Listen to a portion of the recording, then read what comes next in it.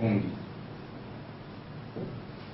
जैसे कि अगर हम कहें कि A C के बराबर है और B भी C के बराबर है, तो इन दोनों को मिलाकर हम कह सकते हैं कि A B के बराबर है।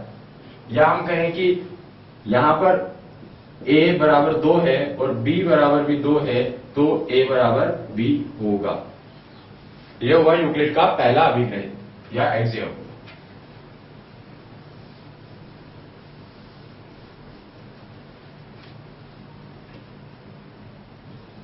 यूक्लिड का दूसरा अभिग्रहित कहता है कि यदि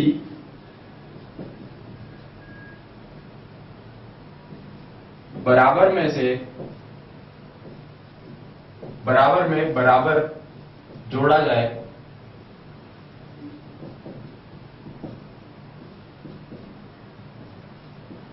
तो योग भी बराबर होता है।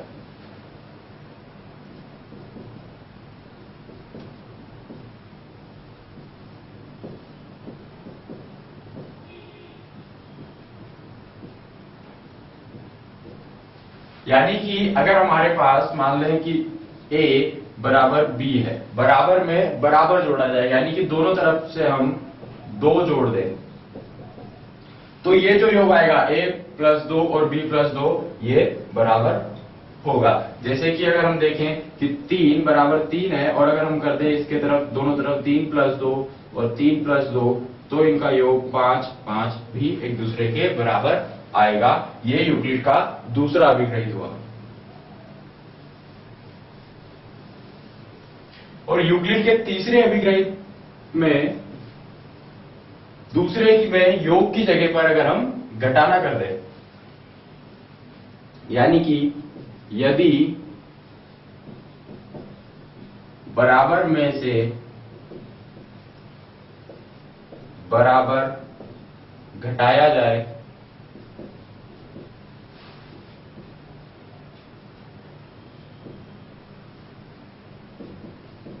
तो शेष भी बराबर होगा।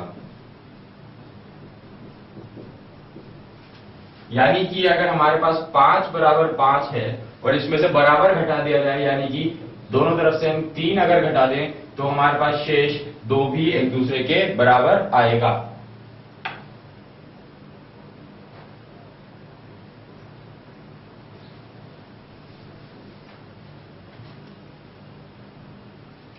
चौथा अभिग्रहित कहता है कि वस्तुएं जो एक दूसरे के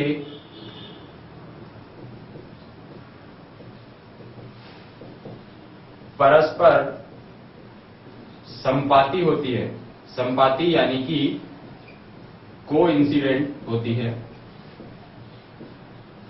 तो वस्तुएं जो एक दूसरे के परस्पर संपाती होती है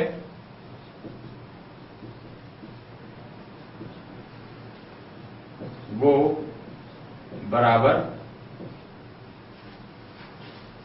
होती है। यानी कि अगर हम कहें कि ये एक रेखा ए बी है और इसी एक रेखा ए बी पर एक रेखा सी और डी बराबर रूप से संपाती है, तो अगर ए बी पर सी डी रेखा संपाती है, इसका मतलब कि ए बी और सी डी एक दूसरे के बराबर है। यानी कि संपाती का मतलब है कि इस रेखा पर ही दूसरी एक और रेखा रखी हुई है जिसके अंत बिंदु बराबर एक ही जगह पर हैं।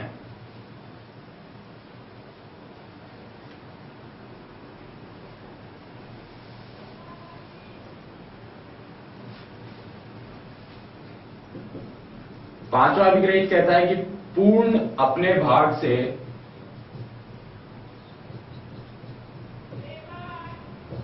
बड़ा होता है।